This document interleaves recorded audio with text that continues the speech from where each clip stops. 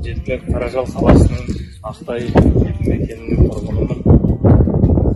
Өзімде шаруашылық бар еді, соған бір осындай көлік алуды армандап жүрдім.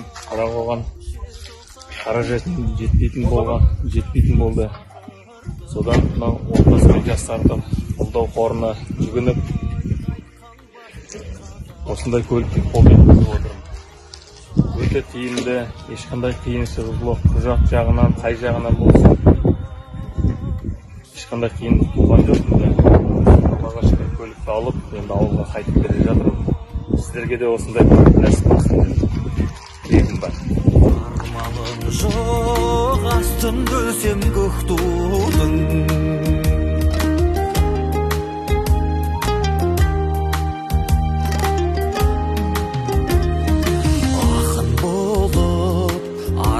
Мен көп көрем, туған елсіз, туған жерсіз көктемен. Шүкір дейік, қазағымда отан бар. Отаным жоқ деп айтқанды жек көрем. Жаным қазақ, қаным қазақ боп